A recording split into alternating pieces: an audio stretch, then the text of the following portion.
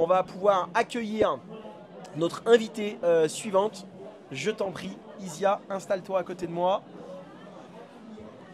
Et donc, vous l'avez reconnue, Isia Basset, membre de l'équipe de France jusqu'à la fin de l'année quand même. Oui, officiellement. Jusqu'au 31 décembre. Jusqu'au 31 décembre, effectivement. Officieusement, j'ai arrêté les courants de l'été. Alors justement, pour lancer nos propos, on t'a quitté sur une interview il y a quelques mois de ça, c'était avec Maxime Roturier. C'est ça. Allez, on va la revoir cette interview et puis on revient en plateau juste après.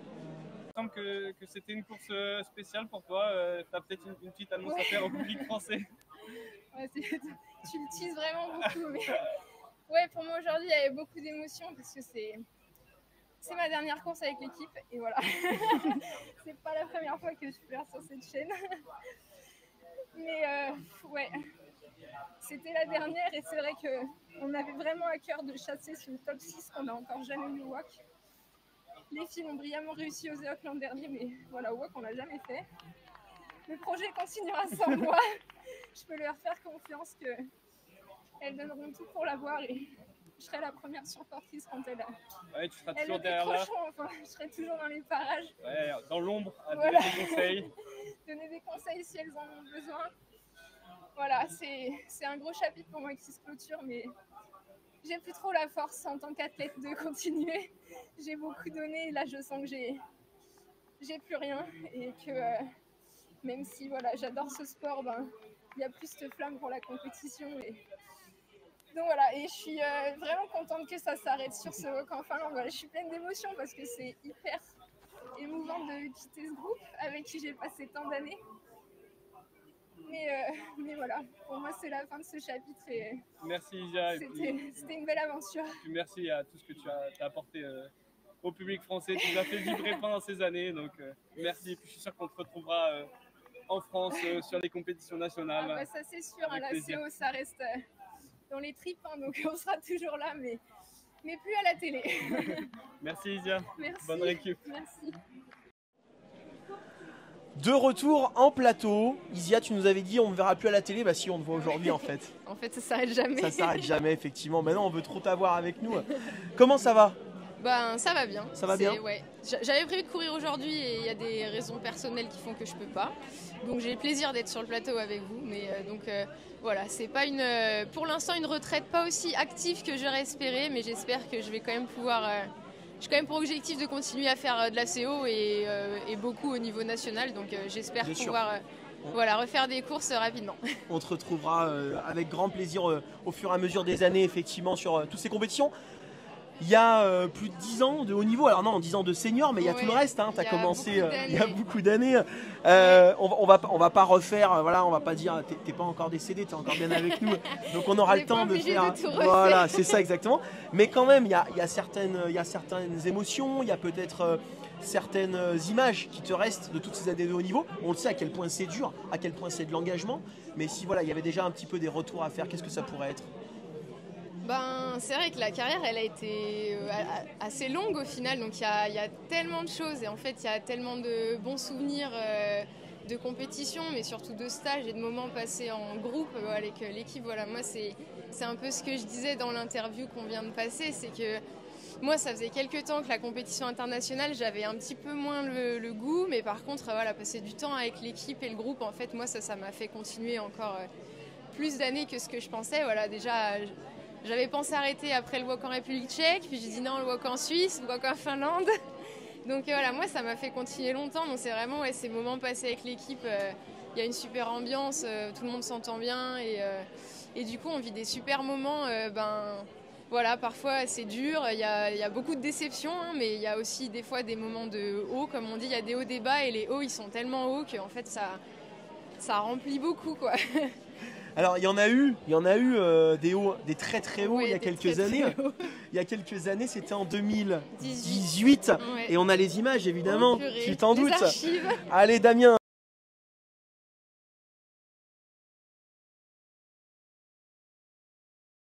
Mais c'est vrai que c'est une drôle de journée. Je m'attendais tellement pas à ça. J'étais assez en forme, mais en fait, j'avais jamais eu de résultat du tout à ce niveau-là. Et moi, à l'époque, voilà, j'essayais de me battre pour entrer dans le top 15, quoi. C'était un peu mes objectifs de l'époque.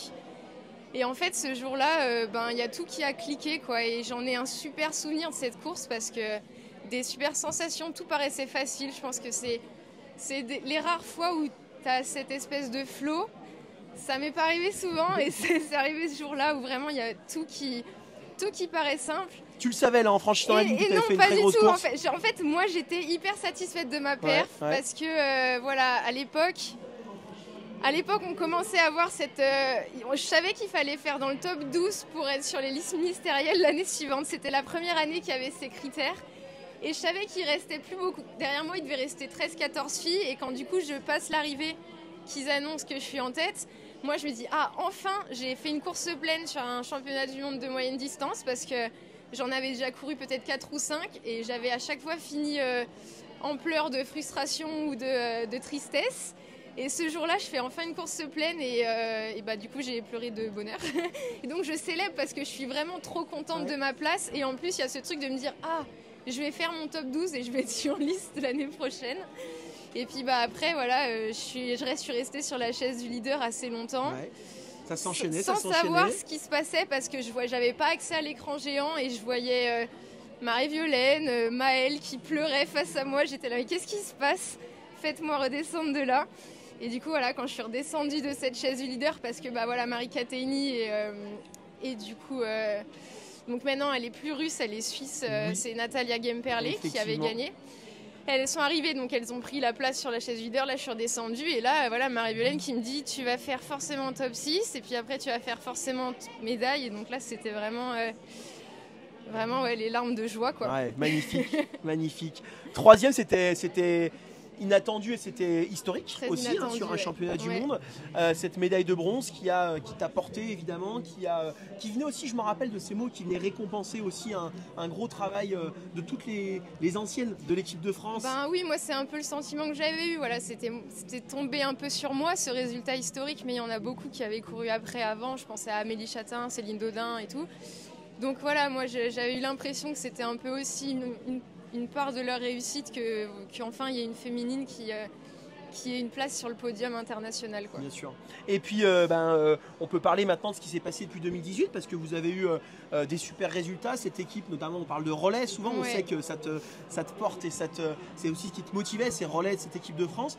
Et aujourd'hui tu laisses la main à une jeune équipe de France mais qui sera forcément très prometteuse, qui l'est déjà évidemment. Et oui, bien sûr. Et là, je pense que nous, ce qui nous a beaucoup porté pendant ces années, là, les 5-6 dernières années, c'est ce relais mixte qui, je pense, tient vraiment à cœur à toute l'équipe. Et voilà, on a eu une super dynamique autour de cette discipline, de ce format-là. Et ça perdure, ça continue. Il y a des très très grosses équipes là qui arrivent. Quand on voit Cécile, Maëlle qui commencent aussi qui ont déjà montré, mais voilà, qui sont très très présentes maintenant dans le top niveau international. Les garçons qui ont une densité qui font qu'il y a beaucoup de candidats pour entrer dans cette équipe. Et donc, moi je pense qu'on peut espérer des très très beaux résultats de leur part dans les prochaines années. Donc ça, c'est vraiment cool de réussir en équipe sur ces formats mixtes, voilà, où tu as vraiment l'équipe féminine et masculine qui sont mélangées. Et voilà, l'équipe de France simplement féminine sur le relais l'an dernier, elles ont été énormément réussites sur le championnat d'Europe. C'était vraiment cool à voir. Moi, j'avais un petit pincement au cœur de ne pas être là ce jour-là, parce que voilà, mais vraiment contente. C'est le travail de tout un groupe au final. Et du coup, j'espère qu'elles vont pouvoir le réitérer dans les prochaines années et aller plus haut jusque là où elles peuvent aller. Mais voilà. Alors, toi, on le sait, c'est pas fini, le président nous en a parlé, tu vas aussi continuer d'accompagner, amener cette expérience qui est hyper importante en course d'orientation, tu le dis, c'est des années de routine, d'entraînement, de choix à faire aussi, parce qu'il y a des choix professionnels, d'études. Comment tu vas aborder cette nouvelle carrière, peut-être dans l'accompagnement justement de l'équipe de France? En fait, je pense que ces dernières années, j'étais déjà un petit peu dans la transmission. Voilà, moi, ces dernières années... J'avais mon projet sportif, qui ne s'est pas fini en apothéose comme j'aurais aimé, mais par contre j'avais un petit peu déjà ce rôle de transmettre. Voilà, j'étais un peu, certains aimaient dire que j'étais la maman de l'équipe. On a même dit d'autres choses, voilà, mais j'ose pas le dire. La grand-mère Florence, si tu nous écoutes, c'est elle qui aime m'appeler comme ça. Et donc du coup, je pense que ça va se faire assez naturellement parce qu'en fait, j'avais déjà un petit peu entamé ce processus de partage. Et du coup, ben, voilà, je pense que ça va se faire assez naturellement, mais je suis super contente de pouvoir intégrer cette équipe d'encadrement et voilà, de pouvoir partager mon expérience qui, j'espère, voilà, pourra aider certains ou leur donner des idées. Ou des conseils. Des conseils, voilà. On aimerait te garder avec nous des heures et des heures, mais il y a une course quand même, un championnat oui, de bien France sûr. qu'on va suivre. On sait que tu vas le guetter forcément. Je vais me mettre devant l'écran géant. Hein. Merci. Merci Isia pour toutes ces années, tout ce que tu as fait pour la course beaucoup. d'orientation, comme tu nous as emmené, accompagné. Moi aussi, j'ai presque un peu la larme aux yeux.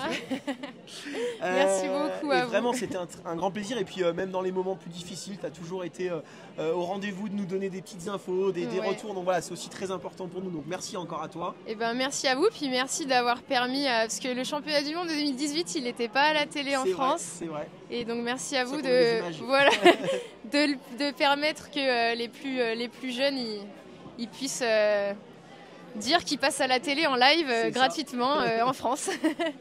Merci Isia, merci. Encore bravo pour toutes ces années et puis on te retrouvera évidemment sur ces prochaines compétitions. On va tourner une dernière page de publicité et ensuite vous allez retrouver notre consultant, notre vedette, il est juste derrière la caméra.